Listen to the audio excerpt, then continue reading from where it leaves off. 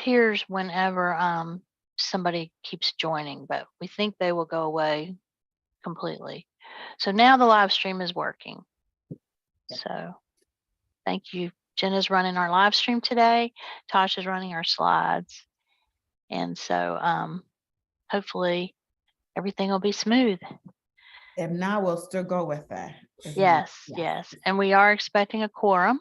Yay. So that will be.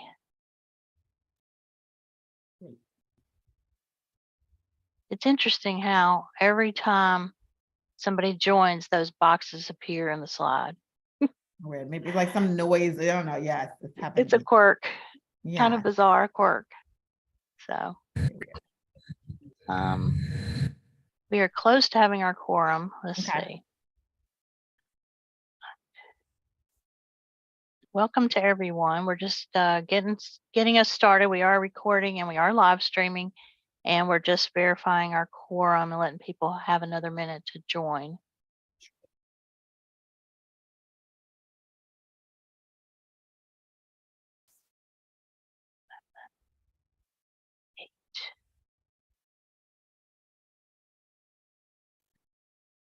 We do have our quorum in Ioma. Yay. Okay. Wonderful. Well, good morning, everybody. Welcome to the Durham PreK Governance Committee. This Thursday is a little chilly here. I was looking forward to spring starting, but clearly something is just against me. But I'm so glad to be here. You brighten up my day. So let's go to the next slide, please. Who's on the slide? Oh, Tasha. Thank you, Tasha. So again, want to go ahead and do introductions. Feel free to use the chat box to type your name, your agency, organization, program, where applicable, your title, role, and anything that might be helpful for the group to know. And I should have started off by saying Ioma Iruka here, a UNC Chapel Hill, and your chair for the time being, because I hope other people continue to try to, become chair. So we have, as usual, a really robust agenda that Linda and team have put together. So we'll get that started as you all introduce yourself in the chat box. And of course, feel free to use the chat box to really engage with us, but obviously there'll be plenty of time for open discussion. Next slide, please. So again, just of course, we all know this. We've been doing this for more than 2 years at this point. I mean, is it 3? Gosh, more than 3 years now. Obviously, mute unless speaking, just for the feedback, and also with live streaming on YouTube. So just to make sure that we're not having any sort of interference. And of course, camera on if feasible. Again, we understand sometimes bandwidth and so many other things are not possible. And again, use the chat box at any time for comments and questions. And as I say, we have been doing this for 3+ years, but of course there could be technical challenges. And so we obviously give each other and the CCSA team, grace, because we'll figure things out. And if you have any issues, feel free to flag Melinda, including if you're going to leave early. And actually say that I may end up leaving early because I'm actually supposed to be in a National Academies meeting focus on pre-K quality. So apropos, we're meeting all day yesterday and today. And so of course this was an important meeting, but I may end up having to run over to that meeting just because I want to make sure that conclusions, recommendations are not drawn without me in the room. But I'll be here for the majority of the meeting. And just objectives for the today, and then I'll hand it over to Dr. Linda Chappelle. One, will approve our meeting notes from last time, and I know Linda and team sent that over to us a little while ago. We'll also consider the end of year spending authorization. So this is one of our votes that we're going to have. We're going to review reimbursements for service, and then obviously Linda and team will share updated budget requests for school year 2023-2024. Review instructional staff compensation. Again, remind you about member nominations, right? We need, certain leadership role for the governance committee. So I encourage you all to nominate yourself and others. Share program updates and also quality subcommittee updates, and then confirm our meeting schedule for school year 23-24. Again, this is a packed agenda, but obviously dependent on the conversation, some things may be moved to another meeting. but obviously want to make sure that the vote that Linda and team have, that we're able to kind of go through that. So I think that sets us up. It sets you up, Linda. So do you want to go ahead and take over? I can go to the next slide, Tosh, please. Thank you. So we do need to call for a vote on this, Iama. Thank you. Yes. So so we got the notes from our January meeting. Do I have a motion to approve our notes? So moved, Dr. Sowell. Thank you, Dr. Sowell. Is there a second? Derek Boston seconds. Thank you, Mr. Boston. Any questions, comments, or edits needed for the minutes? I'm looking just to be sure. Okay, in that case, then let's take a vote. So for all those who approve, feel free to, I know we're doing approve and nay. Actually, no, let's just do that. For those who do not approve. So if you do not approve, please let me know, or let us know either with your hand raised or using your chat box. Let me see, is anybody on the phone? If somebody's on the phone, no, nobody's on the phone. Let me know if you do not approve the meeting notes. Just in case we have to find your buttons. Okay, so it looks like we're all yays. So the meeting notes from January 2023 has been approved. Thank you very much. Okay, so we had our notes vote, and then this spending authorization is the only other potential vote today. The rest of our meeting, we will really be taking a deep dive into information that you will then call for votes in May. So today want to review our end of year activities. So the last few years, you'll recall, those of you who are not new to this group, you'll recall that at the end of the budget cycle, we review our funding picture. And if in the last couple of years, you have authorized a spending for potential bonus payment to teachers and instructional assistants as the last couple of years. And that was really in response to the demands and the impact of COVID. However, we wanted to bring this forth for your consideration. We do believe that there will be, there generally are some surplus funds, and we feel that obviously we want to prioritize those for the program. We are also suggesting that you consider this year a potential classroom payment that would be in particular for resources for classrooms that sites could use those funds to, to enrich their classrooms. I know it might sound counterintuitive to do that at the end of the year. However, it would place those sites in a high readiness for the new school year. So we wanted to throw this out there for your discussion. We aren't able, it's too premature to say what that picture would look like in terms of what those dollars would look like.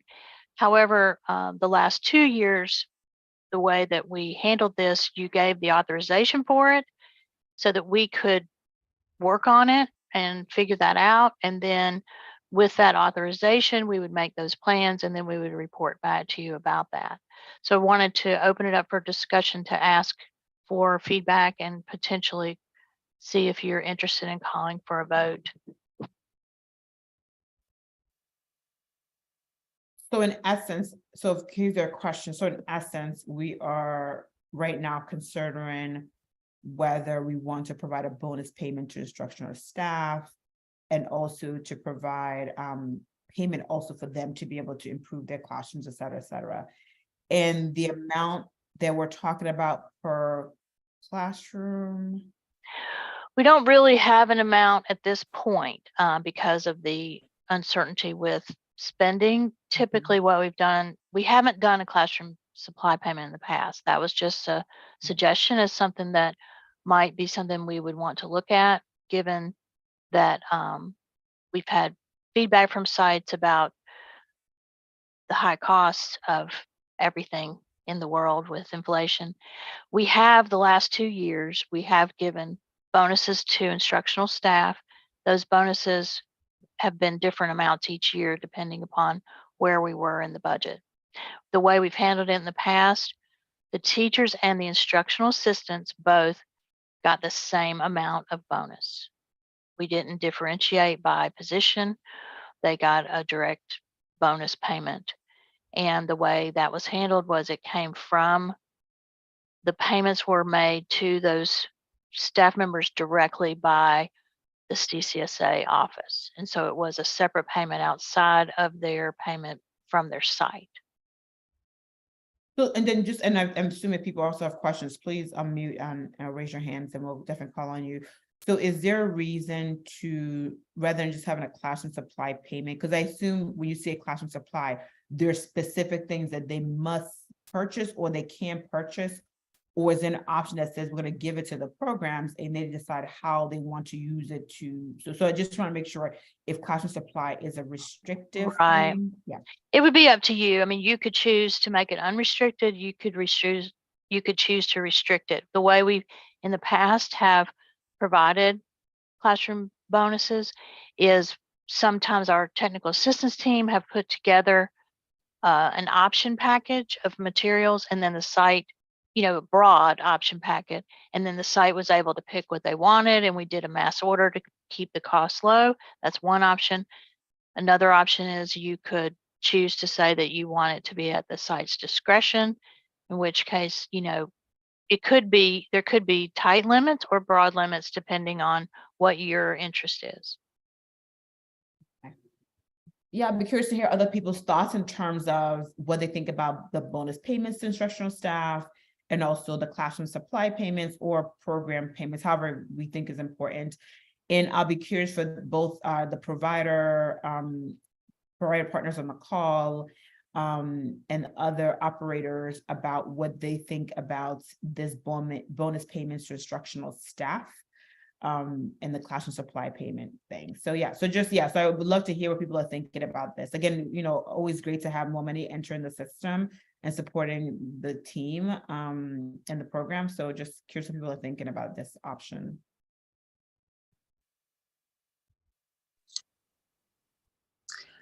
Hi, this is Kim Sowell. Just wanted to know if there has been any type of attempt to survey the providers as to if they're having additional challenges with classroom supplies. I do remember hearing something in the past about the cost of food.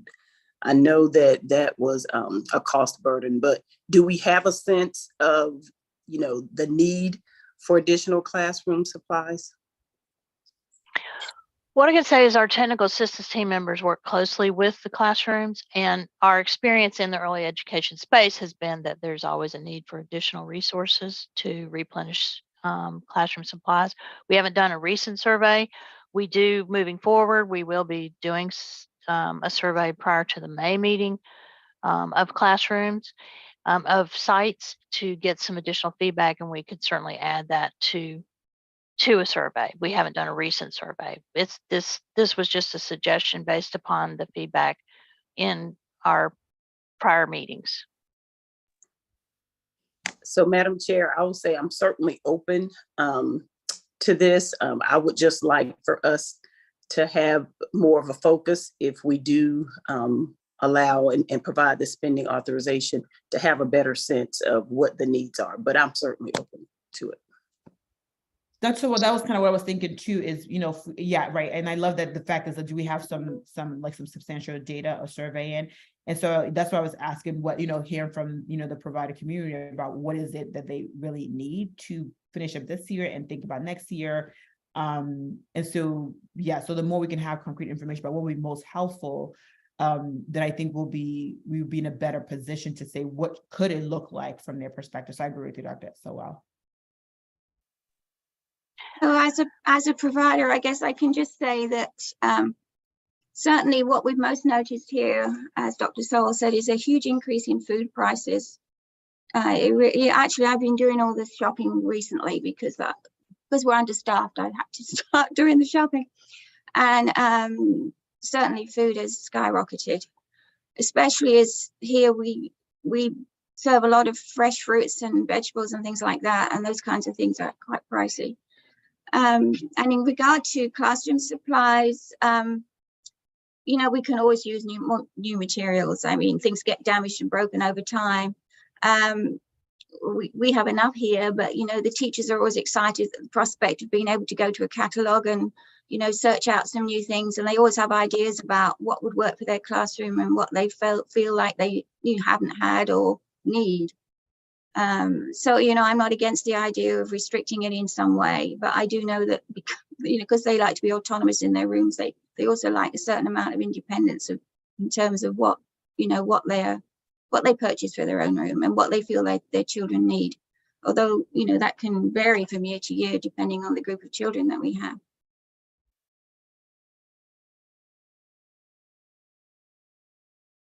Kathy, I saw you unmute, but June, I just want to confirm. So basically, are you suggesting that you like the options of the bonus payments to instructional staff and the classroom supply, or would you like have it be in a different form? So I was unmuting to ask the question about what do providers want? That's what I was unmuting. But then also I am always in favor of the bonus payments, because I remember last year the big impact those bonus payments have. Retention, I imagine, is continuing to be an ongoing issue. And I think bonus payments are one way to hopefully keep the good teachers in place and happy and wanting to continue the work. So yeah, I think we need to get more feedback from providers about the classroom supply.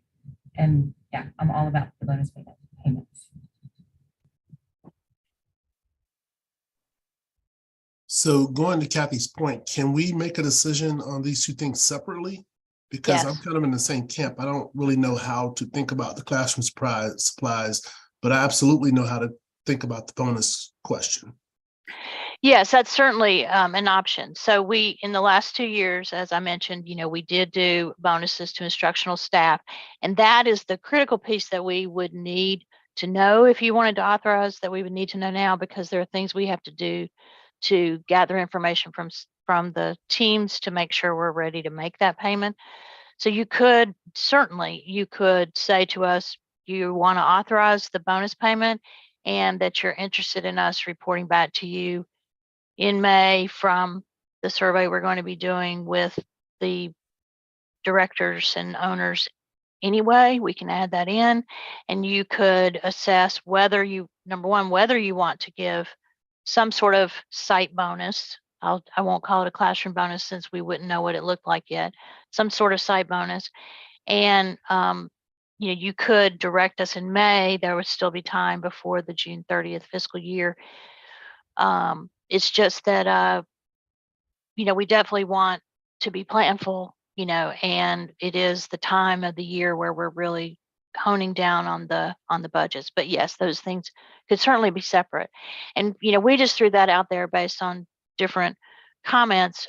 We certainly support whatever dollars go to sites, and what level of restriction you want to put on it. That's, you know, obviously we're supportive of whatever you decide. So I'm wondering if there's an option here where we can take do the bonus payment to instructional staff, take that vote, right? And then I think maybe potentially then I do think we have heard from providers in different meetings, right, around just the high cost of just everything. And so I wonder if part of what we could do is potentially, again, I'm just brainstorming here with us, is where we could potentially say, you know what, like, let's give either somehow like that says, okay, meet with your quality coach or whatever to determine what are the high priority items needed, and you know, and so that then before funding is triggered. So in some ways, if there's a way to kind of say, we want to approve programs being able to get, you know, resources. And so maybe it's just once, you know, have a process, you know, confer with your quality, you know, licensed coach or whatever, determine, you know, the high priority things that are needed. And then that really becomes your quote unquote supply list, and they get funding for. Again, they may not know how much money is available, but I wonder if something like that could get us there, especially thinking about Dr. Sowell's point, right? And Derek and Kathy's point about what do they really need? And so I feel like we haven't given them the opportunity to let us know specifically, but if there's a way to provide a process, but also doesn't delay the funds getting to them, trying to figure out what that could look like. So just throwing that idea out there and seeing if others have other similar ideas or can improve upon that idea.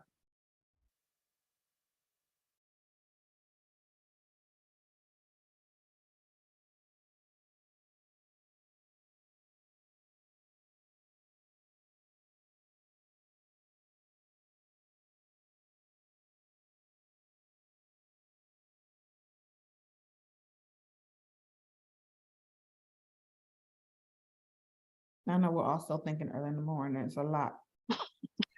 I have to be honest with you all. I'm a visual learner, and so I'm trying to keep track of all this, like what amount of money we have remaining, how we want to proportion that, and also a little bit of, I've been involved in a lot of conversations about early childhood educator compensation lately, and I'm trying to, I'm all for bonus payments. I think Kathy's point about retention is dead on. I think we're seeing that. We continue to see that large exodus, right? And I think that we want to ensure that doesn't happen. I guess I'm just trying to keep track of where funding is at, what we're currently paying, how that compares to what we paid in the last year. And it's hard for me to see that without seeing it, if that makes any sense. I also agree that I think inflation is real. I mean, even things like Kleenexes and, just those very basic things as pollen season kicks in, I think could be, those things are important, but it is hard for me to be able to make monetary decisions when I can't see options. And I apologize for that. No, I'll address that because I think you're very right. I mean, it's hard for us even to come to you and say, we want you to authorize make a spending authorization, but we can't tell you how much it'll be. That is awkward, but what we did in the past, so just so you know, in the first year of COVID, when we gave teacher and instructional assistant bonuses, as well as last year, what we said to you was we would like to use any leftover money and we would proportion it out across the teachers. I don't want to say that to you today because we're still in our budget cycle to a point where, that may not be appropriate. What we did last year, just for your information, we did give every teacher and instructional assistant a $4,000 bonus last year, which was a substantial bonus. And our goal would be to, at your direction, our goal would be to make the bonuses as substantial as we could. Typically, and I hear you in terms of the lack of specificity may make you too uncomfortable. So if that's the case, what we would say is that we could. And I don't mean to interrupt you. That's not my concern. It's just I'm having a hard time figuring out into my own brain about proportions and historical data and, wanting to be able to match what we did previously to the extent we possibly can and just not being able to hold all of that. So it's not necessarily the lack of specificity. It's just trying to figure out the broader context for me. Yeah. So what I'm hearing from Beth really is just being able to, right, so even if we know, here's what we gave before in the past, here's sort of what happened with that, how it was received, all that kind of stuff. And then, and then just how do we at least give you, Linda and team, guidance on how much goes to bonus payments versus classroom supply or whatnot. So even because we could vote on these two things, but then it's like, well, you're gonna be like, well, how do we exactly divvy this? Is it 50-50%? Maybe not, right? Is it 50-50? Right. So I think I definitely hear what you're saying, Beth, about just needing a little bit more of that context. But because Linda, this end of year spending authorization, this is the meeting that we have to, in essence, decide on that, because I think our next meeting by then will be May. Right. Well, May is our next meeting. One option would be if you wanted to vote that you intend to, that is your intent to give bonus payments to staff, and then you could defer any other option for bonuses. Then what we would do is we wouldn't be giving. So last year we gave the bonuses earlier, but the year before we didn't give the bonuses until the end of June. So we could wait until the May meeting to fully, you know, we could plan for it, knowing that you're authorizing those bonus payments, but then we could come back to you in May to specify what those looked like so that you could then consider whether you wanted to do an additional bonus for the sites. I mean, I would just say, just based on our, the concern I have is by waiting so long, right? You're gonna basically wait to the end of the school year. And by then, some people are already looking for their job. They're already, you know, things have moved on, right? People don't wait until the summer to look for the potential next position. So I worry that we have seen from our research, right, that bonus payments really do help retention, particularly in the community-based program side. So I feel like it's something that we should really consider, at least at that level. Because that's the biggest cost, right? I mean, of course, supplies too, but that's the biggest cost. And so I just wonder if at the minimum, we could at least think about the bonus payments to instructional staff, because we know that's going to continue to be an issue. And if we wait till the May, which really means they won't probably get a check until like June. Yeah. I just feel like by then you've made your decision, but I think a lot of them already made that decision. So I wonder if we should really think strongly about, even if we say, knowing, I mean, the average of what was given. I mean, I feel like we trust, you know, CCSA, you guys have been really good in trying to give as much as we can to the educators. I mean, I guess I'm wondering for the rest of the committee, do you want a number? Yeah, I guess I'm trying to make sure I see, what do you really want from Linda and team to help us make this decision? They could tell us what they've given on average, but I really hate that we'll wait till January. Okay, and I see Joy and Beth. So Joy, I think, has said, yeah, can we vote on the bonus payment now and consider the payments for supplies later? Yes, that would be, I feel like that we should at least do, if we could do that, I would definitely encourage us to think about doing the bonus payments. And then we can always find the process for the classroom supply and or program bonus side. Same thing with Beth, support going ahead and bonus payments. Okay, yes. So then, okay, so then I sort of hear that, okay. I agree. So I wonder then maybe, Linda, so maybe if we say, let's vote on the bonus payments, and then let's also, we want to find out what the programs actually need. So maybe whatever the process is, so we'll let you all help us figure that out, whether it's a survey or meeting with the equality license coach, whatever. So it sounds like let's vote on the bonus payments to instructional staff. Okay. So with that, do I have a motion? I see, you know, kind of motions in the chat, but can I have an official motion for our YouTube is streaming and recorded, motion for bonus payments to instructional staff? I can move that we vote to approve bonus payments to instructional staff. Thank you, Joy. Is there a second? I'll second that. Thank you, Michelle. So we have our motion. Are there any questions or concerns before we take a vote of the full? Before we Linda, take the vote, we want to, just before we take the vote, we want to acknowledge the conflicted members who won't be voting. The conflicted voting members would be June, Derek, and Kate, who won't be voting on this motion. Thank you very much. So with that note, any other questions about the motion to authorize bonus payments to instructional staff? Okay, so let me go ahead and take a yay and nay. So the yays, can you please raise your hands and or use a chat box for your yays? Okay, I see hands. Let me make sure. And of course, June, Derek, and Kate will not vote in this one. Thank you. Thank you. All right, so once all the hands go down, you can put your hands down for the yays. Thank you. And then wait for one more hand to go down. Okay, and then for the yays, okay, thank you. And then for the nays, please let us know if you're a nay or a nay. We already know who can't vote. So any nays, I'm going to look in the chat box and also on the video if there's any nays. Okay, don't see any. I don't see any on my screen. All right, thank you. With that, the vote for bonus payments to instructional staff, that authorization has been approved. Thank you very much. And of course, then we'll Linda, you'll let us know the plan to figure out the classroom supply or program payment stuff. Yeah, we'll definitely bring back input from the sites and try to be sure you have good information about. At that time, we should be able to suggest how much money would be available also.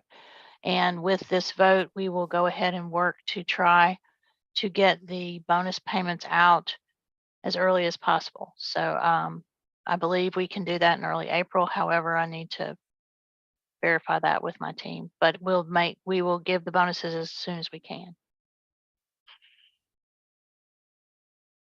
Okay, next slide.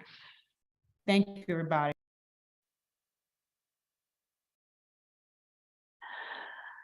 Okay, so unfortunately, you're going to listen to me talk for quite a bit, but so we don't have any more voting today unless you decide to add in voting items. What we really want to do today is to have some real discussion for the purpose of voting in May. We're going to, just as an overview of what we're going to do, we're going to talk to you and provide some context for you around the Durham PreK rates, which is information we've given you before, but we want to review it for today's discussion. And then we are going to remind you about our previous rate setting. Then we're going to float to you a recommendation for a potential rate increase. This would be for the next school term. And then talk to you about a potential new payment model. Our feeling is we wanted to have discussion with you, float these ideas to you with the intent that if you receive it positively, not as a vote, but as something you're interested in, we would then work to gather feedback on the payment model from the early education program owners and directors, the private sites in particular, because they have been most impacted by the reimbursements and because they don't have other sources of funding. And then once we have that feedback, we would place the model on the agenda for consideration for a vote at our May meeting. But in advance of that May meeting, we would send you as governance members at least 2 weeks ahead of time a detailed information packet that would be in advance of the meeting that would give you information about the feedback we had received, more details at a very specific level about the impact of the potential proposal. And you would have that in advance of the meeting. I know everyone's schedules are very busy, so we would make every effort to get it to you as early as possible so that you could feel that you had the information you need to again discuss it at the May meeting. And we would need a vote in May if we're going to make changes for the 23-24 school year. Next slide. So that's just kind of an overview of what we're going to be talking about. Okay, so to remind you, you've seen this before, although it's been tweaked a little bit because of some changes to the average. But overall, this pre-K rate chart is really showing comparisons to our current Durham pre-K reimbursement rate. You'll recall that we in January we did increase our rate to $13.50 per child per month. And since our last meeting in January, the Durham average 4-year-old rate for a 5-star center for private tuition has actually gone down a little bit from our last meeting from $1,201 to $1,199. So that you'll see if you're one of those data people and you say, wait a minute, that's not what you told last month. That is a very slight dollar tweak. The decrease in that rate was just due to a particular provider who had a temporary license, and then they gained their 5-star license since our January meeting. And their tuition happened to be below the average. So we wanted you to have a reminder of where our picture is in terms of our $13.50 reimbursement rate.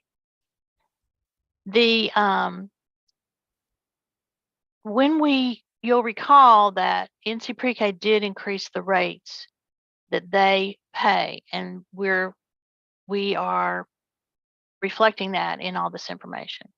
So just as a reminder, the range for private monthly tuition in Durham, you know, at CCSA, we are a child care resource and referral agency, and we have a 9-county database that links to a state database that's records information about rates, licensing, and all types of services that early education programs provide.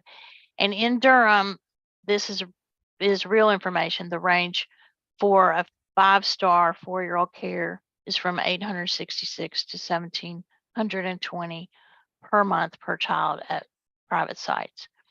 The median presently is $1,180 per month per child. And we really like to look at that median because of the, you know, we really want to see where we are in terms of half the programs charging less and half charging more. The 5-star reimbursement rate that subsidies paying, the $1,156, is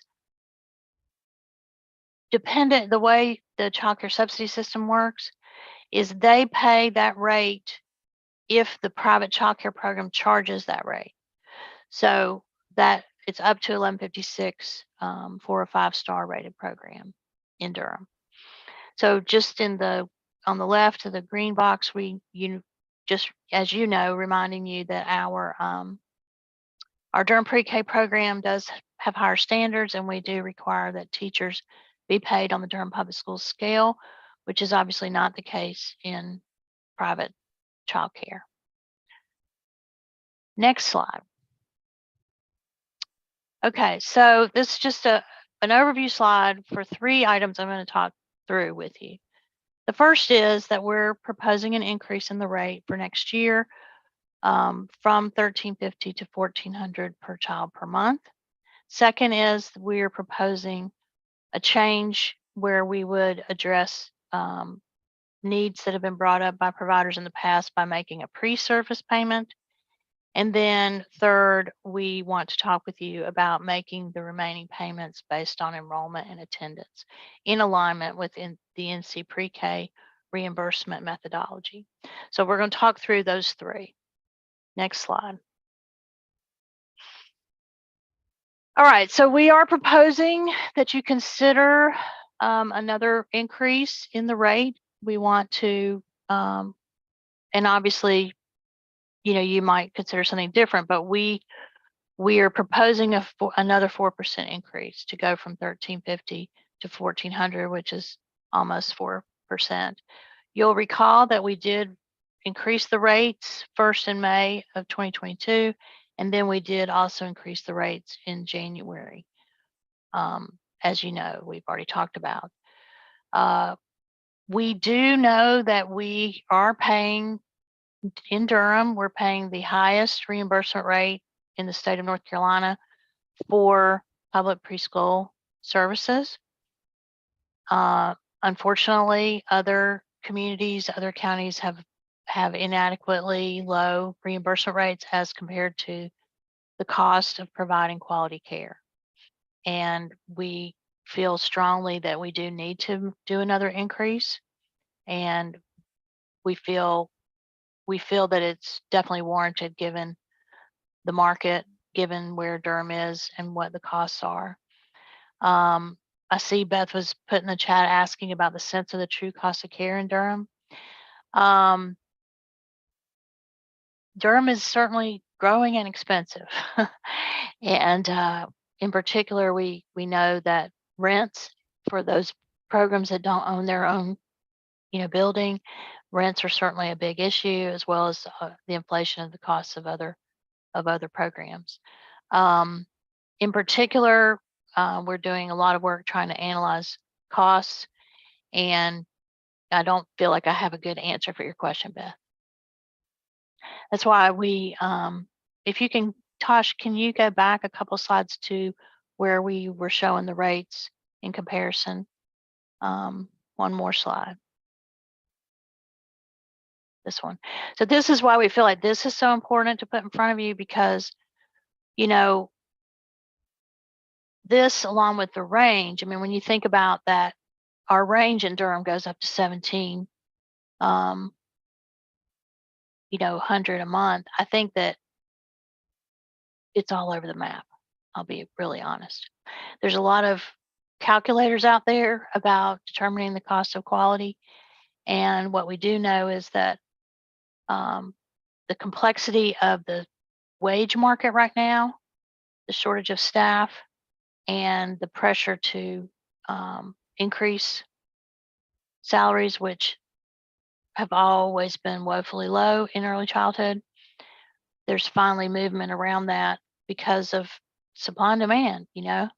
There's a low supply of people wanting to work in early education at this time, and there's huge demand. So, okay, Tasha, if you'll go back. So before let's go back to number 1 for a second. Before we move beyond this one, what I would say is that I think we feel strongly in our role with our partners in Durham PreK. We feel strongly that it's important that we constantly be assessing how things are going, where people are standing. And remember also that the monthly per child reimbursement is not the only payment we are making. We are still making the teacher support payments to help pay for the salaries. So that's a second place that providers are being compensated, which we're not addressing today. We will be talking about that in May also. So this is our recommendation at this point. Next slide. Okay, so this number 2 is a radical departure from any program that we are aware of. I'm not saying we're the first to propose it, and I'm not saying we would be the only one doing it if we do it, but I'm just not aware at the present time of any public pre-K program that's doing this. And if you know of any, I'd love to learn about them. But we are proposing to add a pre-service payment. So presently the program runs for 10 months and we make 10 payments. We are proposing to make an extra payment that we're calling a pre-service payment that we're proposing would be based on allocated seats. So in August, prior to the start of school, once a program is fully under contract, we would make a payment based on their allocation. That would be the full per child rate for the full allocation.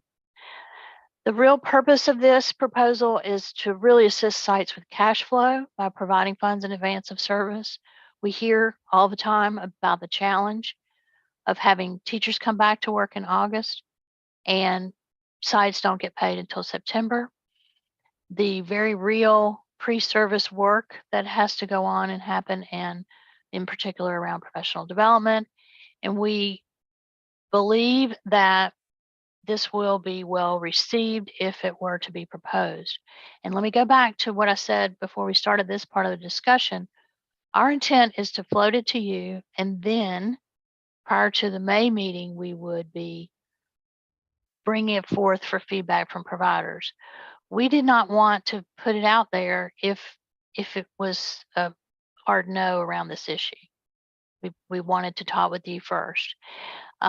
This is a strategy, and it's a suggestion in response to feedback we've gotten for many years from providers about the difficulty with cash flow. The second purpose of this would really be to mitigate the impact of vacancies throughout the year. We plan for, and it's not realistic to have 100% fill rate at all times in childcare. Children are not widgets, obviously, and families have life changes, and there is turnover in childcare among the children. And so what we do when we are coaching business owners who are operating early education programs, we work with them to plan for at least a minimum of a 10% vacancy rate. Not in public pre-K, but just in general, because you're going to have that churn, and you can't base your budget for your program on 100% revenue for every seat. Now, some advise a 20% vacancy rate when you're doing your budget, but that's all about finance management. But we feel that a pre-service payment would help mitigate the impact of vacancies throughout the year, And that extra payment, there's a lot of ways of looking at it. Somebody said to me, well, why don't you just pay a higher reimbursement rate throughout the year? If you take this one-time payment, that would be a potential full payment, and you spread it out over the 10 months, obviously that is another way to do it. But the thought here was that the pre-service payment would give the owner director more flexibility. And so that was our thinking when we were trying to be innovative. I will say that the question comes up, okay, well, if you're planning for at least a 10% vacancy rate, what does that mean in the real world? What do our vacancy rates look like, and who's going to win and who's going to lose? Because if you implement a pre-service payment, then if you change the way you pay each month, it's going to impact the sites. So I'm going to come back to that in a minute. We're going to move to our third proposal, and then I'm going to go back to talking about the vacancy rate for a minute. So let's go to the next slide. So our third component of a new payment plan for you to consider is, prior to the pandemic, we paid on attendance and enrollment in alignment with the NC PreK program. And what I'll say is that, as those of you who have been with us on governance for a while, you're very aware, we talk all the time about that this program is founded on a braided funding model. We are trying to maximize the resources that come into Durham. We are trying to leverage those dollars the best we can to serve as many children as possible. The braided funding model certainly creates a very complex service model, because the impact of navigating all the requirements from the different fund sources. We have children in seats who are getting paid from multiple funding sources. The parent and the provider, we want to make it easy for them. We're just paying them. But the actual administration of it is certainly quite challenging. But the pandemic, we did a lot of things in the pandemic because obviously it was in a crisis mode. And we know there's a lot of support from the providers to get paid on seat allocation, regardless of enrollment and attendance. That is very, very challenging in a braided funding model. When Durham PreK and NC PreK are paid differently, when NC PreK pays on attendance and enrollment, we are presently paying still this year on allocation. And so we have children being paid differently within their seat. So by paying differently, it requires us to assess each child paid by the different programs differently for each part of their payment. And that process is very time consuming, but more worrisome, it creates a high opportunity for error. Because the process is more error prone, we have to do additional cross checks to build in those cross checks to the payment process to avoid paying in an incorrect way. Those additional cross checks require a tremendous amount of staff time. Now, what I want to say is, our priority are the programs and the children. It's not about what's easier for us, but it is about, we do have to be careful. How are we allocating resources?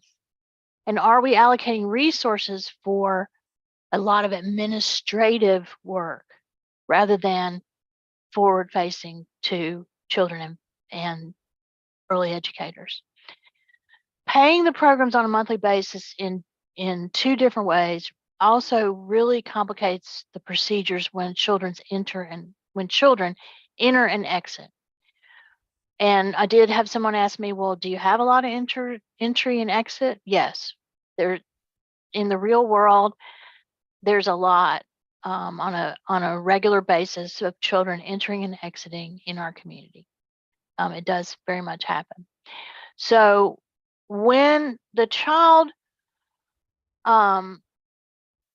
when you're paying differently, a child will end up with a start date for their NC PreK care plan and a different set up for Durham PreK because we're paying on different payment models. And that also is very time consuming and lends itself to errors. So what does this mean though? Going back to number 2, Tasha, if you can go back to number 2 for a minute. So what we are saying is we propose to add a pre-service payment. And then, if you'll go back to number 3, and then go back to paying on attendance and enrollment. Okay, next slide. So your first thought, maybe not your first thought, but one of my first thoughts is always, well, wait a minute. Wait a minute. If a child's absent, is a provider penalized? So what I'll share is that we do have a generous attendance policy. Paying on attendance does not mean that providers are losing money every day that a child is absent. That is not the case.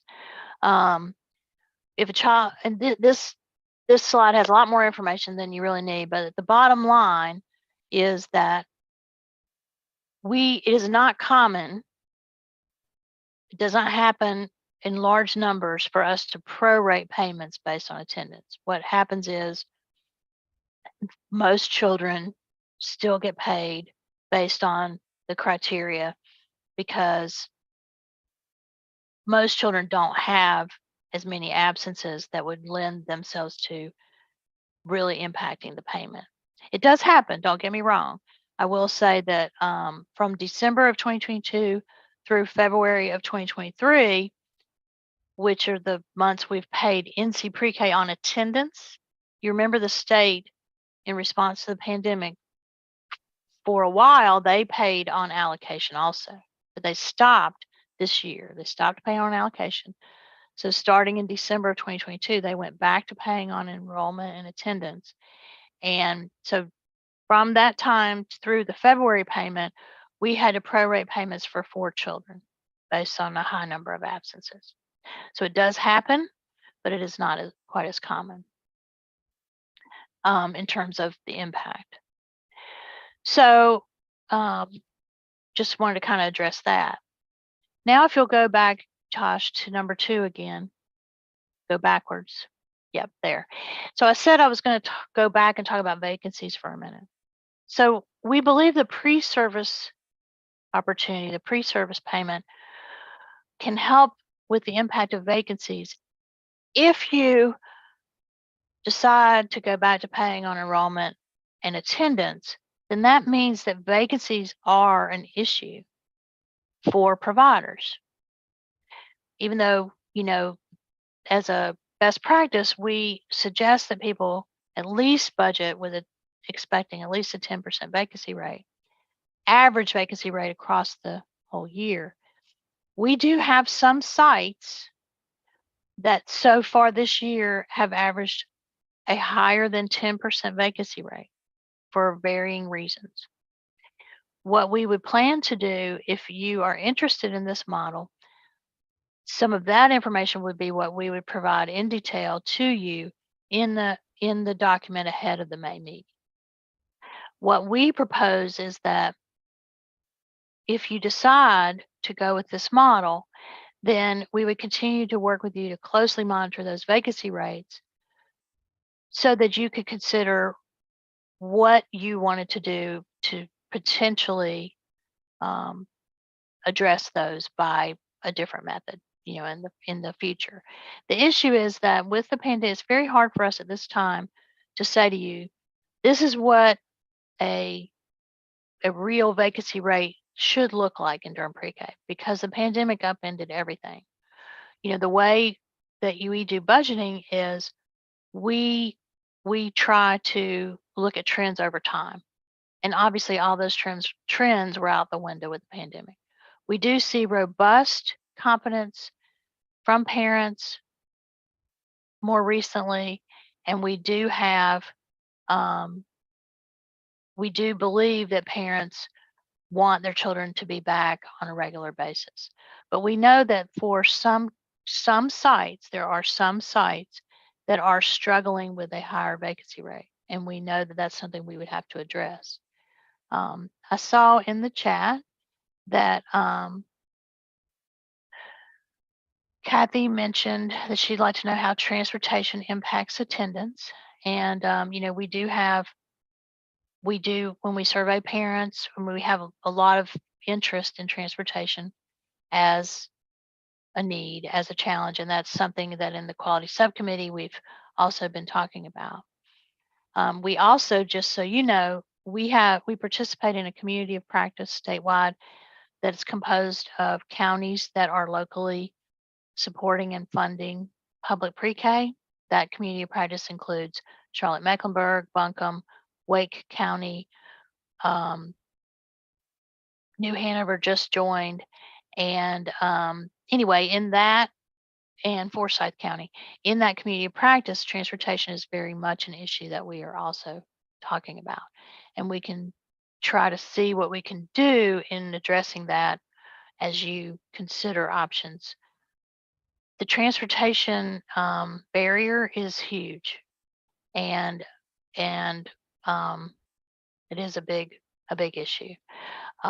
We do hear from families. There are families who are directly impacted, and in Durham, in Head Start, they don't. And I don't want to speak for Derek, but they don't provide transportation. And we know through the McKinney-Vento Act, Durham Public Schools is required to provide transportation for homeless families. And we know that there are some mixed issues around transportation for them. And they also, Durham Public Schools does not provide transportation for 4-year-old children, except for children for which it's in their IEP, that built into their IEP if they have an exceptional child's plan for their education. Okay, I'm going to shut up and let you weigh in. I know this is a lot, and that's why we weren't even trying to consider any sort of vote this time. We feel like this is really important to consider. You're going to need more information, but we didn't want to go down this route to pursue something that you felt was completely inappropriate. And so we wanted to hear from you. Yeah, the floor is open. And I mean, thank you, Linda, for laying out the rationale for the pre-service payment, right? Because I don't think at least hasn't been done in North Carolina, as you said. So, but it makes sense, right? It makes sense. So I'll just be curious what people are thinking about regarding the issue, the pre-service payment sort of consideration here. And Tosh, can you go to the slide? I think it's 2 more ahead. It's let's see, next. That one. So there's a summary slide just for you as you're thinking.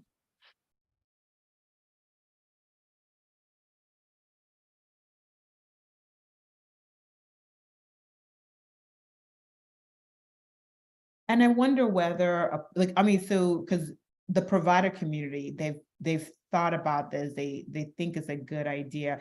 I guess the question is that amount, do we think that's enough? At least, what would be the real amount, right? $50 per child per month increase is great on many levels. So I just be curious what the actual real amount will be and how much this puts a dent into it. But I see Sharon raised her hand, so I'll stop. Well, I'd love to get the answer to that question first. Well, but we've based it on basically is the fact that, you've given almost 8% this past year, and we were looking at the 4%, and we were comparing. What we were looking at was what is the overall income per classroom. And then in addition, we are paying the teacher support payment. And for those blended with NC Pre-K, they are also getting an additional payment outside the reimbursement rate to support teacher salaries. And what we can do, what we've talked about doing for that May meeting, is having a graphic for you, because Beth talked about being visual, but we are also visual to show you what those income streams look like for a class, for a classroom. But it's very hard to know whether a 4% increase is adequate at this point. What I'll say is that we believe that $1,400 per child per month payment, in addition to the teacher support payments, we believe for the part day program, for a 6-hour program, is a strong reimbursement rate. Is it ever enough? I certainly, don't want to weigh in about that, but I will say that this is our best estimate right now. But we, obviously, we I would love to pay a lot more, but I'm also very aware that when you compare this program across the state to other public pre-K programs, we are a huge outlier. That's great. We should be. But we also are trying to stay in line with what we believe will be supported in the public, given this is a taxpayer supported program. I will say, if you voted for a higher reimbursement rate, the impact of that would be, which is your right, would be that we would take that to the county and we would, based on our budget request, we would scale back this number of seats in order to accommodate a higher reimbursement rate. That would be how we would handle that, unless the county decided to fund above what the initial budget request was. Okay, thanks, Linda. I just wanted to particularly comment on the really creative and thoughtful work around a pre-service payment. I think that that's incredibly important, even as a nonprofit that struggles with getting reimbursed from the state, and right now being reimbursed very late. I can't even imagine how hard this is for early education providers. And I think that this is a really thoughtful way to approach this. And just wanted to say thank you for bringing it to us, because I have never heard of anybody else doing this before. And I think it could really help providers.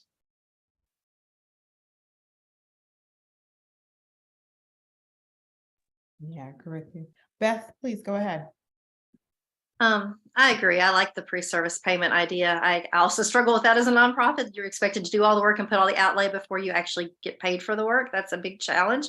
I also think that many of our childcare centers, most of our childcare centers, are small business owners, often women business owners. And I think that it's really important to make sure that we're providing that sort of support.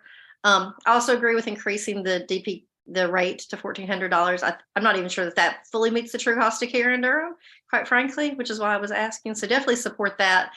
I think my question or my concern is about the moving from enrollment to attendance-based and the motivation behind that, because from what I'm kind of hearing in other policy spheres and what I'm seeing happening in other states is that people are actually trying to move from attendance to enrollment-based as a policy perspective, that seems to be the direction people are trying to move in. And I wish that North Carolina pre-K had stayed there at the state level, right? Because that would make things much easier. But I do have some qualms about moving backwards. To me, that would be moving backwards. And maybe I'm not perceiving that correctly.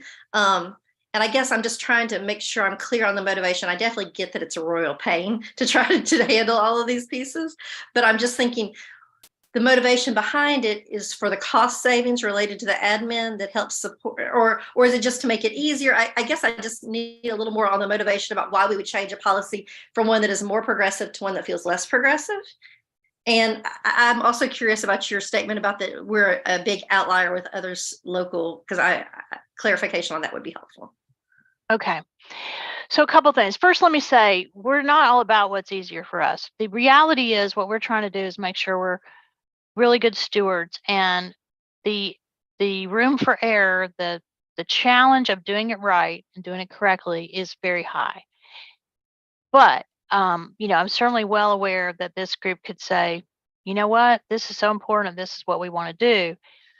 It's not just based on the administrative burden of it. I mean, we could, if we choose to keep it, what would happen would be I would have to and I would do it, of course. I would need to reallocate, and we would have to have additional staff that we would put in that shop to do that work. And I'm fine with that if we're doing that intentionally. If we're unintentionally stacking our staffing to do something, that's different if we intentionally choose to do that. But there's a bigger issue that we feel we need to bring forward for your consideration. It's really about do we want to pay for children's service, or are we saying we're paying for an empty seat? Now, you could say, and certainly, Beth, you referred to some states are going to a different methodology. Some states are dropping attendance requirements, but they're keeping their enrollment requirement. Okay, that you have to have people enroll, but the attendance is not being considered.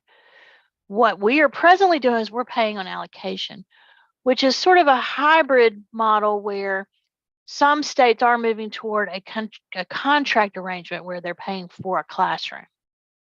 And some of you who've been around a long time may know that NC PreK did try a pilot a few years ago, of which Durham was not part of that pilot, but Orange County was part of the pilot, where they had a few classrooms, a few sites that they were paying on a classroom model. And what they found consistently was that there was less robust enrollment in that case. So if you are paying on an allocation basis, there's two challenges for us. One is that we pay based on a child care plan. So when we make a payment, if you said to me, where did that $1,350 go? That particular payment, I could say to you, it paid for Johnny Smith at this school. Johnny lives at this address. Johnny, lives in has a family income of this. So we pay per child tracking so that we have strong, robust data. When you pay on a classroom model, many times that data tracking and individual tracking does get lost because it becomes less urgent, because you're paying on a classroom. It's a different philosophy. I'm not saying whether it's right or wrong, I'm just laying it out there. The other thing is, in the community, our goal is to be as absolutely fully subscribed as possible, of course. We don't want to be paying on vacancies. That goes without saying. None of us want to pay on vacancies. But I think that in an environment where you're paying a contracted rate, you can sometimes have a situation where enrollment declines. But again, I think that whatever model we move forward with, we would want to just be sure we structured it in a way that we were gathering good data and that we were creating good systems to assure we didn't make mistakes. I will say to you that it is very hard to have a braided program and pay in different mechanisms, different ways for each funding stream. I'm not saying we shouldn't do it. But what I'm saying is that we have layered another level of complexity onto our program, and it does take away from our child-focused work. That's all really helpful. Did I answer all your questions? I feel like I might have missed one. I'm sorry. No, that was great. That was really helpful. I think I was just trying to figure out the full motivation behind it. And I appreciate that. Thank you. And what we had planned to do also is, in that packet of information we were going to send you, the team that does this work has done a great job of compiling what it actually means. And we have some detailed information for you so that you can see for yourself. Now, does that mean we can't do it? It doesn't mean that. What it means is that we need to be intentional about what we think is what we're going to prioritize. And if we want to do it that way, then we will structure it in such a way that we can be successful.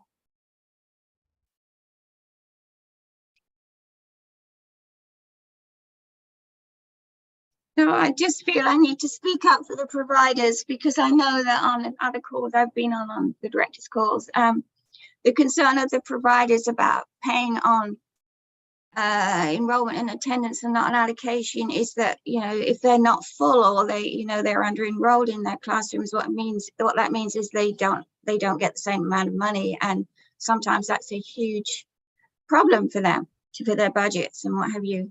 And here at Yates, we've been fortunate in that we have one classroom and it's full. And so, you know, for us, it hasn't been a problem, but I know that I've been on other calls and providers are frankly quite upset, if not angry, about the idea of paying on attendance and not on allocation. Although I hear what Linda is saying, why it would make sense to go that route. I just feel like I needed to say that I know that for some providers, this would not go down well. Put it that way. Yeah, and that was why we were trying the idea of the pre-service payment would not only help with that initial cash flow, but definitely it addresses about a 10% vacancy rate. So, you know, if you decide to make a change, one of the things we would have to very closely monitor is which sites, if any, had a higher than average 10% vacancy rate and what the impact on them was. I see Kate's hand up. Yeah, I just want to, as a provider, chime in as well. When we get into structurally like attendance and enrollment, attendance can be more than just the barrier can be way more than just transportation. And then we're also operating our centers without COVID restrictions, but also very cautionary around the well-being of children and when they should not be in the classroom. All these things are still residue and still very much so impacting the day-to-day of a classroom. And I feel like going back to the model, and I do agree with the statement that was made, that we need to stay in the progressive end of things because we're still in a lull of the effects of what is going on beyond the barriers of transportation, of what's going on in the centers themselves, and being cautious of, children getting sick and what does that look like, or just parents not being able to one parent has a child that's, knows it's just the health issue piece is still very, very prevalent. And I think that when we start going on attendance, you're, trying to keep children safe and make sure that the children are there who are healthy. There's a number of things that are still not being kind of, I feel like, calculated. Then as a provider, those are things that we have to make sure that we're governing to keep a healthy environment in our centers. And to get, to have enrollment versus attendance, I think, we would be definitely going backwards.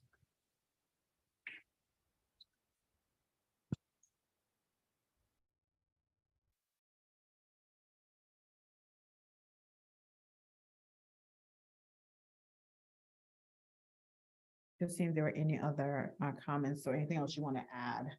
I see from Brittany in the chat. As a parent of a child in care, we are averaging getting sick every 3 to 5 weeks. Yeah. So I think there's a concern about just basing it on attendance versus enrollment.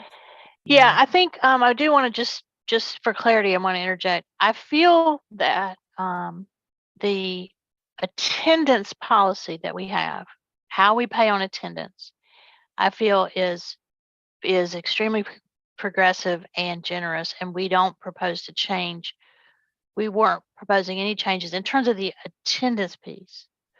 I would want to be careful that we're really talking about the enrollment piece is the big hot button. If there's not a child enrolled in a seat, that is where the provider is not getting a payment. I mean, the attendance is certainly, and these health issues are real.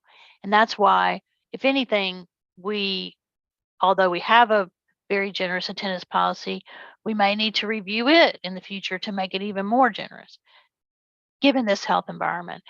But I just wanted to clarify that it is, and that for the payment piece, the enrollment piece has the bigger impact.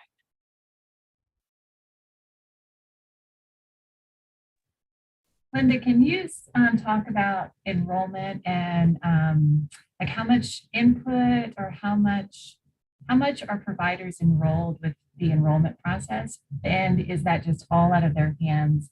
That is taken care of by Durham PreK. I think that's just helpful to know when we're having this conversation.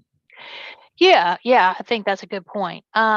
So we have a collaborative program and we have a universal application process that covers Head Start, NC Pre-K, Durham Pre-K seats, as well as the public school seats, which vary between NC Pre-K in public schools, Title I in public schools, and Durham Pre-K funded seats.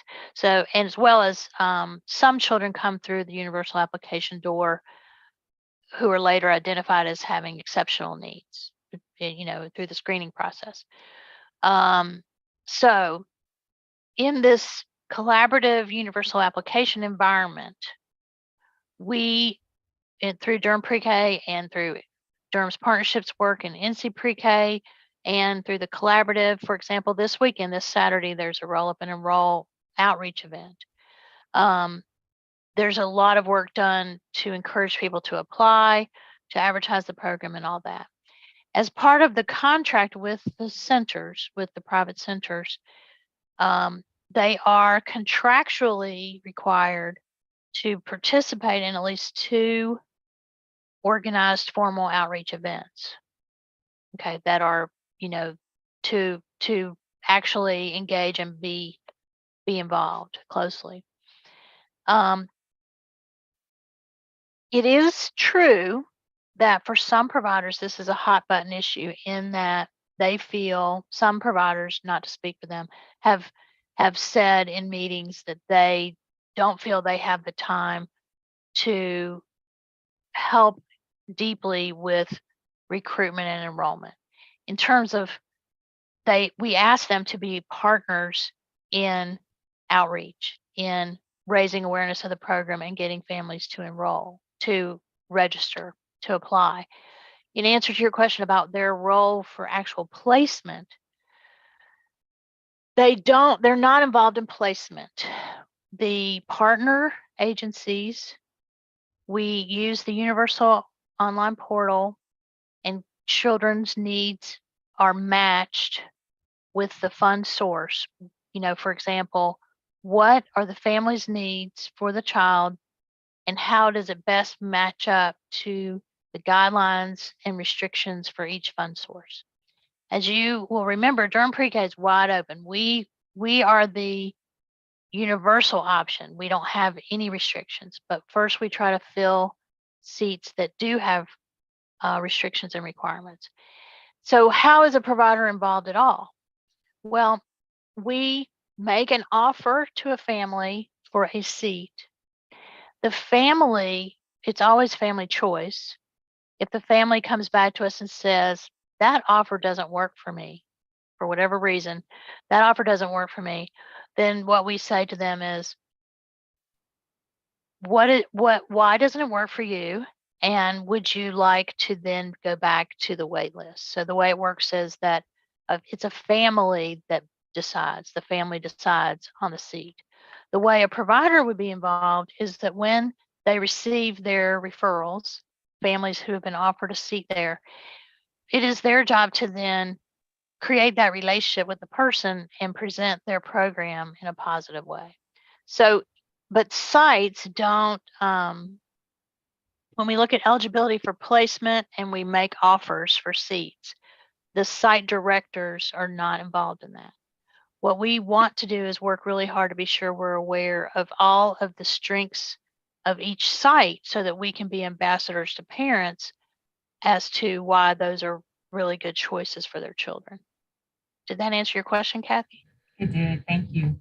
And I think that's part of the concern Yeah. that I have heard, is that I understand the process, it makes sense, but that's tricky if you're the provider and you're not really in control of enrollment. And I think that alone makes it really important that we don't go backwards, that we keep reimbursement based on slots, on what we're doing right now. I'm not sure if I'm saying it the correct way. I think because transportation is a big influence in how families are selecting sites, I would imagine. there are certainly a lot of factors that influence whether a site is a good choice for a family. I just want to weigh in as just a provider and not having a part in that space. I guess my thing is then we're leaving it to a few people to decide for a family because you're offering something to them. They're not really deciding, because I guess the decision is whatever you're offering, if they don't want it, then they go back on the wait list, which is not something that's productive for the family at all, because they're not being able to be placed. So I guess I'm trying to understand where the choice really comes in at. And as a provider, just knowing that, I guess, what is the measurement in which and I'm not familiar with it. I need to probably get familiar with it. But when we start referring families based on what we know, when are we then exploring? I have a new center. How do we know, quality wise, besides the number, that you're sending them to the correct place, or this is going to be more favorable for them? What is that guidance that you use in order to do that? Okay, well, there's a couple of things to unpack in what you just said, Kate, and I want to try to hit on all of them. The first one is that a family is made an offer based on the child's screening that's completed, based on what the family has indicated in their application, and based on which program they qualify for. And many families qualify for multiple programs. We make offers based on our best match of those things that we can do. And obviously that's just the partners working hard to find a good match. When we make an offer, in addition though, in the application process, parents are able to put in their preferences. They can't pick that they want to go to X school, but they have the ability to go through all of the options and make their preferences. And we work really hard to match the family's preference, first, second, and third choice. We try to match where possible. We try to give families their preference near, at their first choice or as near as we can get. So that's one piece. The second piece I want to be sure and address is when I say that a family turns down their offer, it is our goal to get that family placed. When I said they go back on the wait list, that may have sounded like they're going to sit in infinity on a wait list. Our goal is to re-offer to them as soon as we can, but we can't just turn around and make them a re-offer as soon as they decline, because we have offers out there in the world, and we have to have parents have a certain period of time to accept their offer or not, and we have to know where we have openings still. So just want to clarify that part. But of course, it is still we are offering them something, and it is a smaller number of people who are making that judgment. We do have a whole rubric through our universal application process that identifies the needs of children, and in terms of based on what parents tell us and based on the child level screening. Is it a perfect system? I would never say that it's a perfect system. And sometimes families accept a seat and then change their mind. And so it's the same thing where we do have a transfer policy. We try to be, as flexible as we can while still, running a program that's going to work for everyone. But for the provider, what we typically would say to a provider is that it is unlikely, we can't ever assure 100% enrollment. 100% is not something we can do. June did share that she's been full all year, and that's our ideal, and that's our goal for sites to be full and to stay full all year. But in particular, depending upon, and it varies. I'm not going to name the site because, I don't want to dive into some private information, but there is a site that is a very historical site in Durham. It's been around a really long time, and it has always been full.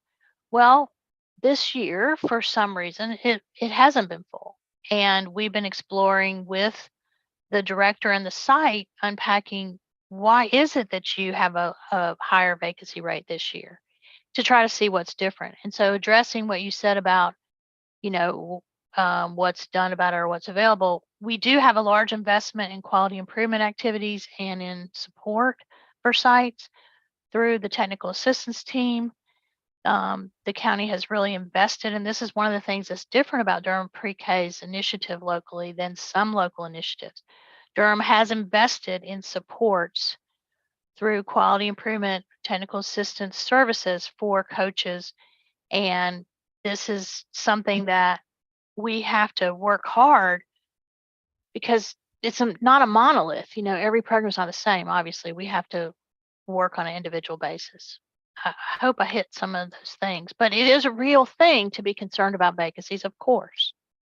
I do think that if you decide as we continue this process, I hear the strong support for paying on allocation. And I hear you and I get that.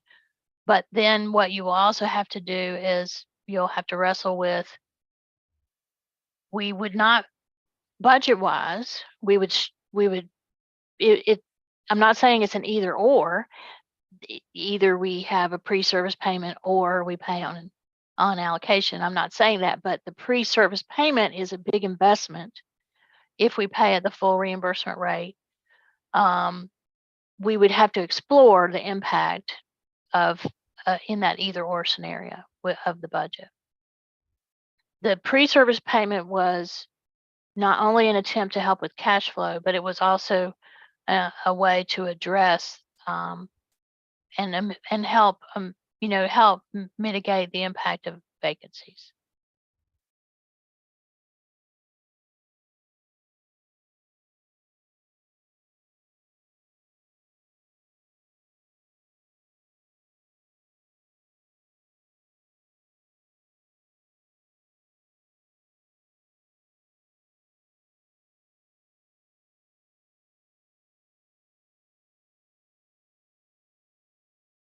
I see in the chat that Kate mentioned, sorry, Kate, go ahead. I just saw your chat, and yeah, we would intend to include the information gathering with providers, to deeply explore this issue. I think a question I have, and I apologize if I missed it when you did the overview, Linda, but one question I have is based on current vacancy rates, if we did not keep the policy of paying on allocation and moved to enrollment and attendance, but did the pre-service payment, would most providers or like half or what amount of providers would be in a better, in terms of just dollars available to being paid to them, what percentage of providers would be in a better spot and what percentage would be not in a better spot? And then just as a follow-up to that, I kind of one question I have is like, if I were putting myself in a provider's shoes, would I feel more worried that a pre-service payment policy would be more at risk of going away in a tough budget year than a paying on allocation policy? Like even if I were in a better spot economically with the pre-service payment rather than paying on allocation, is the like sort of difference in that type of policy, I guess, a factor for providers to consider? That's just another question. Yes, so we have been doing that analysis. The reason we're not sharing that with you right now at the granular level is that we wanted to have a couple more payment cycles to be able to report to you. What we intend to do is to provide you with confidential information, that would be about each individual site so that you would see, because yes, there are more than half of the programs would benefit with more financial resources through this model. So yes, some providers, based on the fact that they have below a 10% vacancy rate, they would benefit financially by this type of model. There are some providers that would receive less resources. At the present, what we are looking at is what is the average vacancy rate over the whole year. But we realize this is a very strong issue. And for those sites that do have higher vacancy rates, that is a very complex issue. It could be a myriad of factors. Could be the transportation barrier. It could be their location. We have high demand for seats in South Durham. And if you're not in South Durham, you know, that may impact you in terms of demand versus where you're located. Parents often want their child to be near their work. You know, there's a lot of factors that go into what a parent wants. In addition, some programs historically had strong relationships in their communities and were viewed as being a huge asset to the community. But through gentrification and turnover and change in Durham, maybe their relationship in the community is not as strong because there's so many new people in their community. You know, that could be one factor. I think, you know, gentrification is a big impact all over Durham on a lot of different issues. Some programs aren't doing as good a job telling their story, and we have to work with them, and we have to be partners together to tell their story so that families see what a great program they are. Other programs are perceived in the community as being stronger than others. And, you know, these are real issues. There's all kinds of complexities. But if we move to a model like this, as I said, more than half the programs would benefit financially. If we did change to this, I think that it would be imperative that we closely monitor those that were negatively impacted, and that as we gathered that data, we would want to address that and bring back to governance some potential strategies for those sites that were demonstrating lower enrollment. I mean, this is the problem with all this. It's very complex. And for those sites, I mean, I'm a complete sympathy for those sites that have lower enrollment. That is a major stressor that cannot be underestimated. And that is a business reality for a program that you're having to budget for a higher vacancy rate. That is challenging.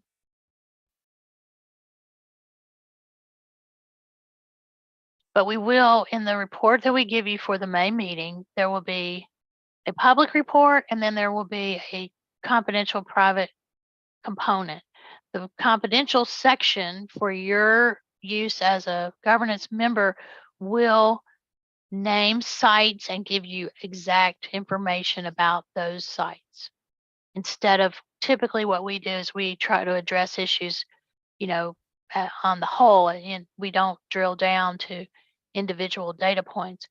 Typically, we lift up individual programs in celebration, but we look at the program as a whole for consideration of issues. But in this case, we will provide you with specific information about specific programs and what the impact of a potential change would be on them.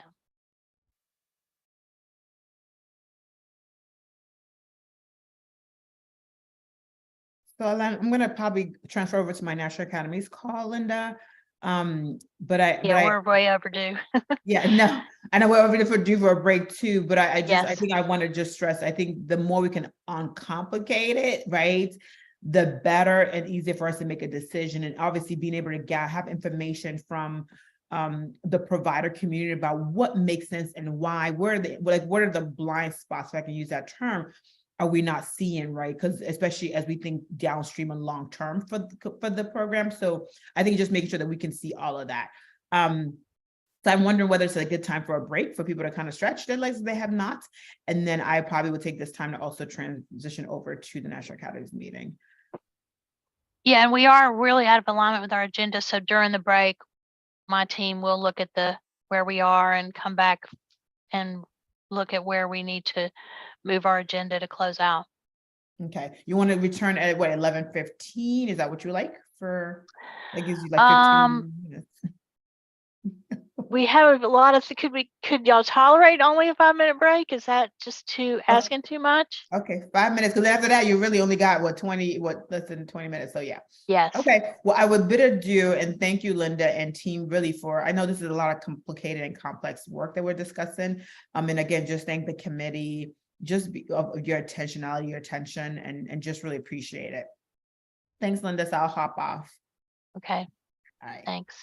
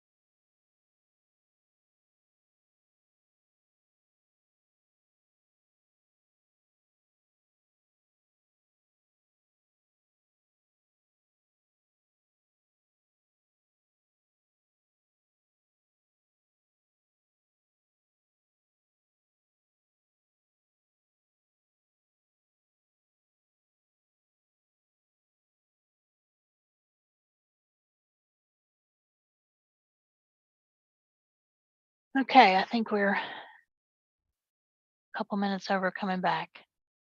Appreciate your time and your return. I've put in the chat some adjustments to the agenda.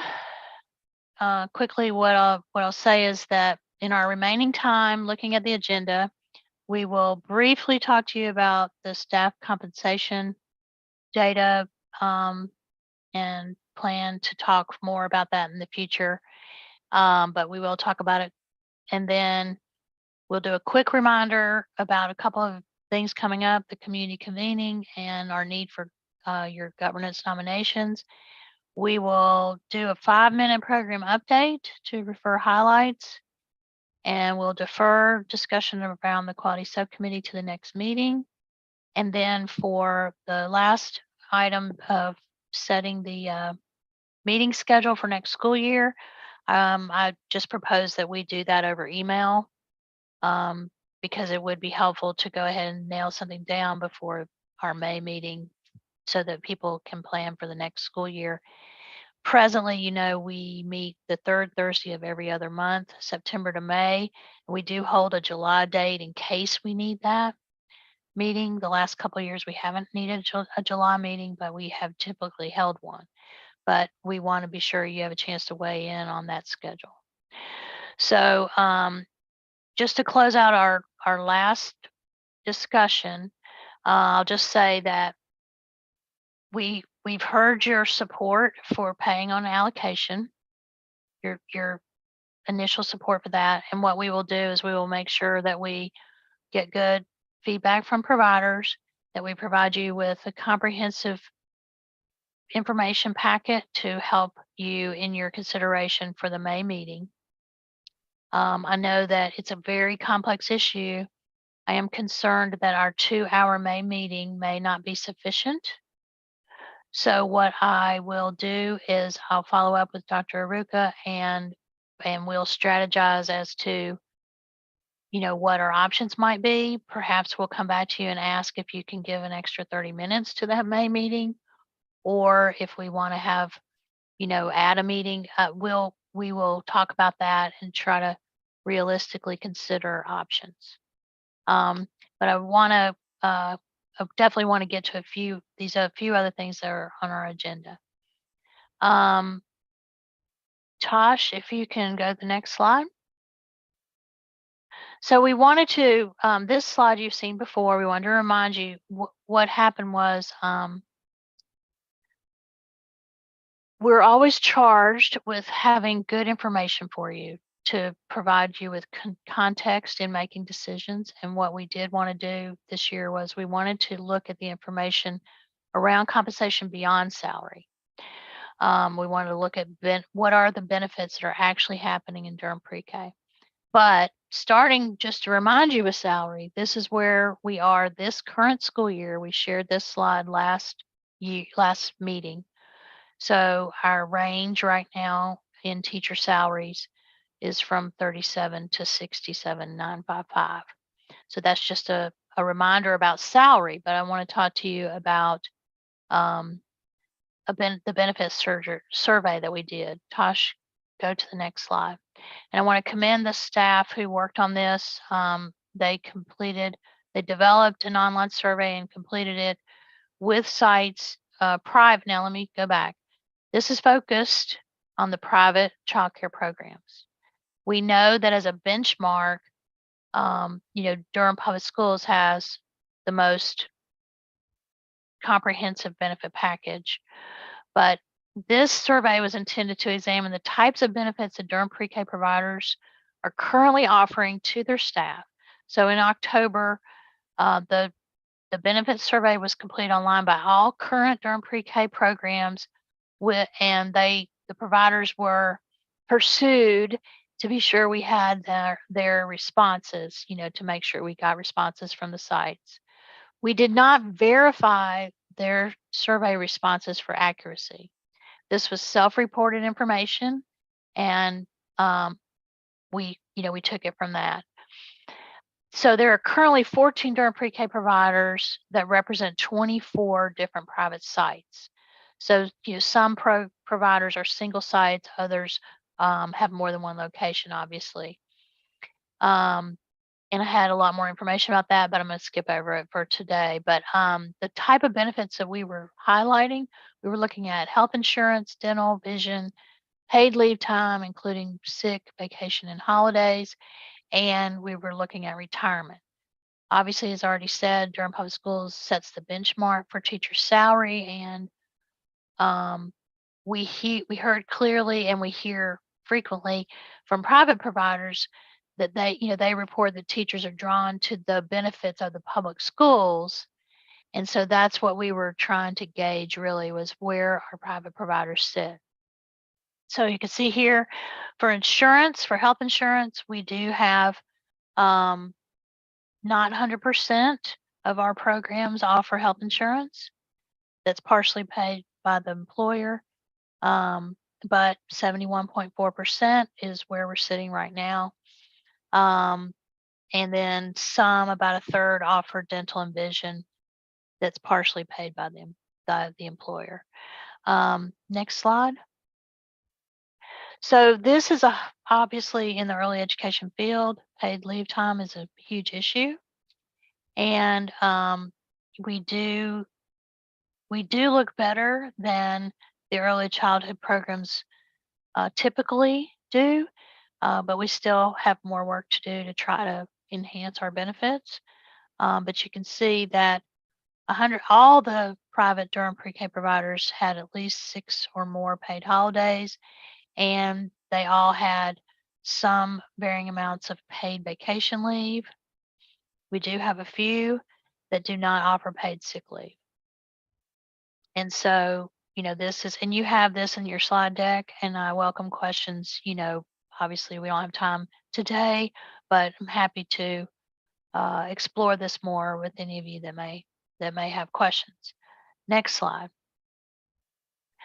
Retirement, we do have more people providing some employer contributions than we frankly expected. So I think that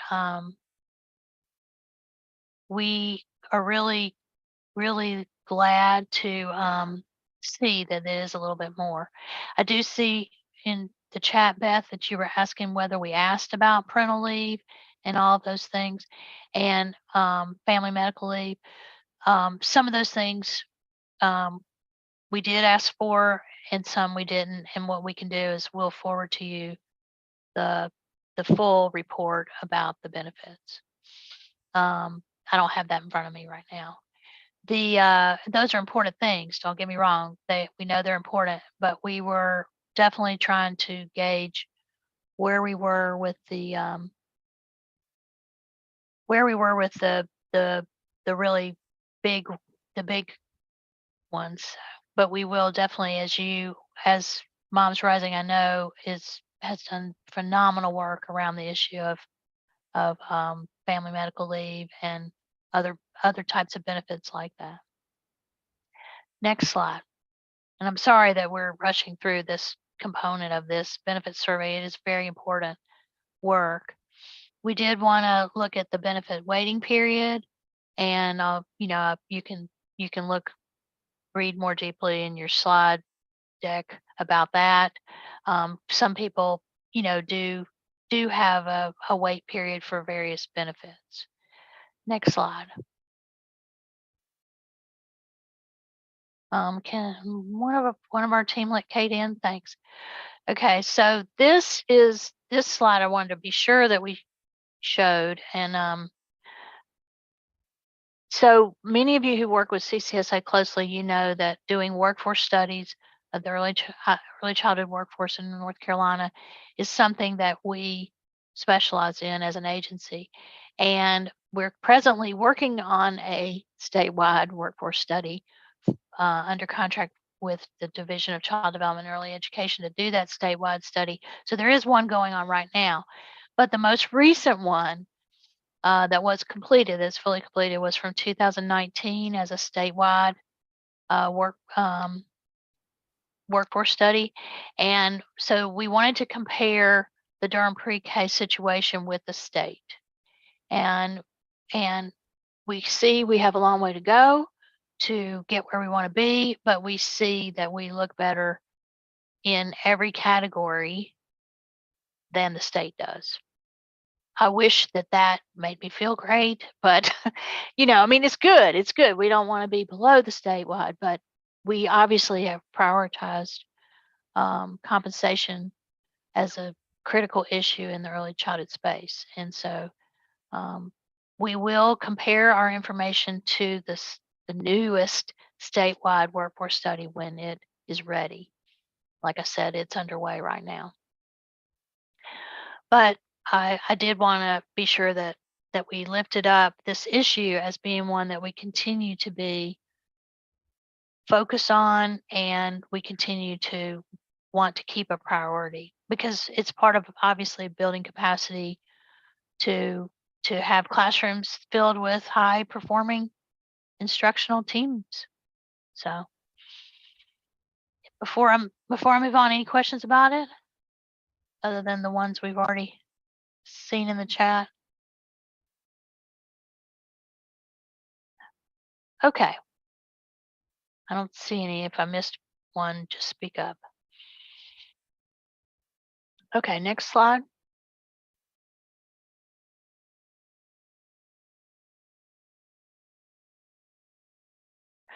All right, so we're condensing our agenda, but we want to remind you, we told you last time that we're having a community meeting on June 24th.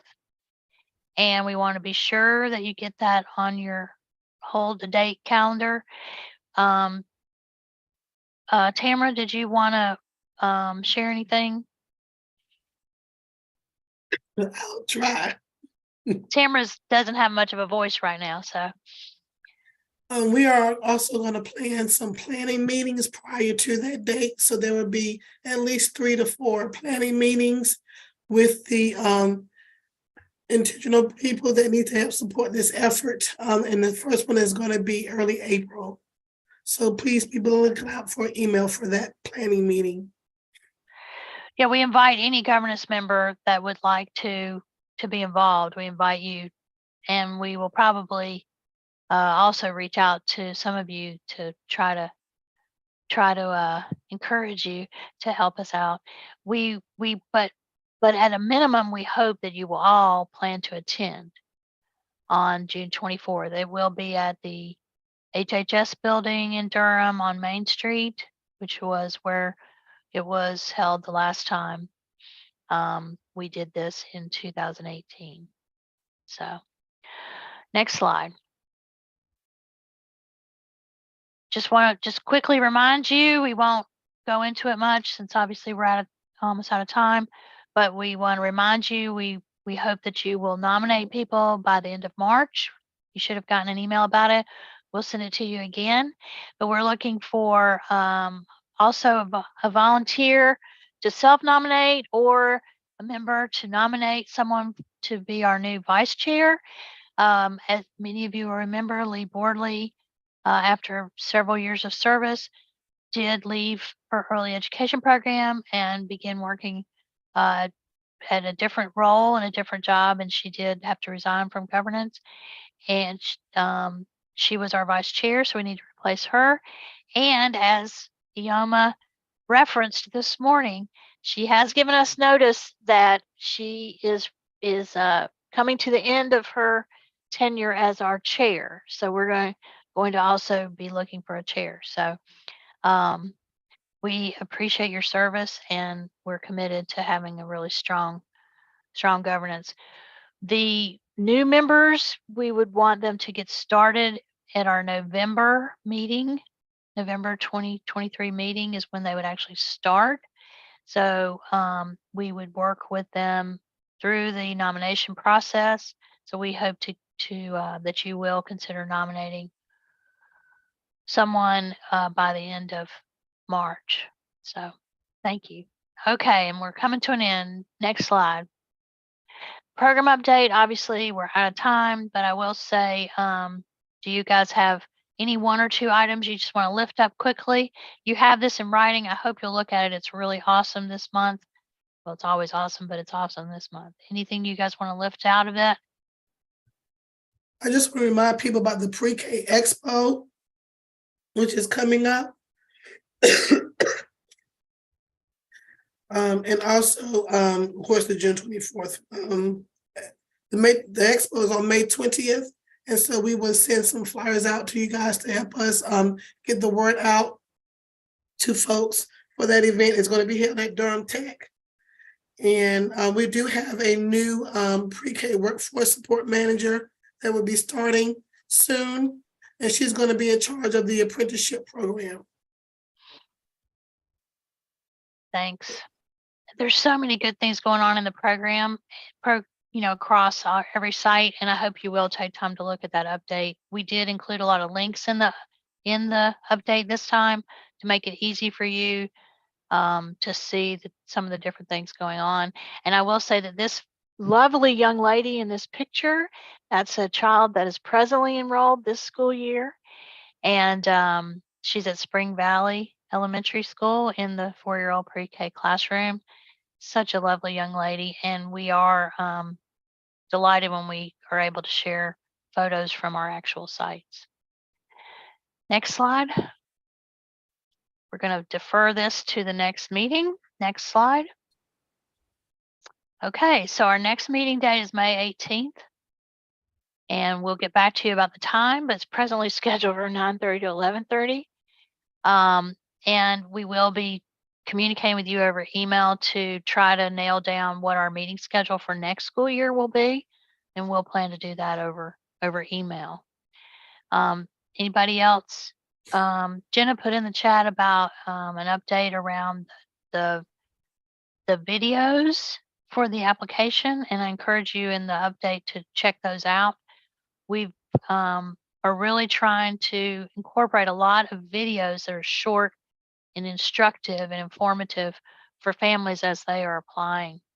They are embedded in the application that they can quickly look at if they need help. We still have phone help available to them, but they've really been a great resource, and the team has worked really hard to try to make those videos, they're in English and Spanish, and to make them really accessible for families. So anything else before we adjourn? We got 1 minute. Sorry to rush through everything. I don't see any hands. We really appreciate y'all's time, and I really am sorry in our agenda building that we were overly ambitious and therefore didn't get to the second half of our meeting that well. But I really appreciate all the comments and the feedback from you. This was why we wanted to talk about ideas rather than trying to vote, now on things. So I think hopefully we've got good guidance from you about what you need moving forward to make good decisions in May. And if you have ideas that you didn't have a chance to share about what would be helpful to you in your decision making, if you could reach out, either, give me a call or email. We want to be sure you have what you need to make, positive, thoughtful decisions. Thanks so much. Anybody else have anything before we adjourn? All right, thank you so much. And if the DPK team will stay on, I want to touch base with you guys. Thanks for being here.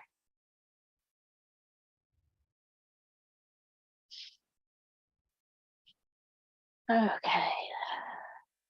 Let's see, Tosh, if you'll stop sharing, I'd love to be able to see everybody. Thank you. And Jenna, if you could go ahead and stop the live stream. Yep, I am trying to do that, but I don't see the option. So I think that am I not the host? Yeah, I'm not the host anymore.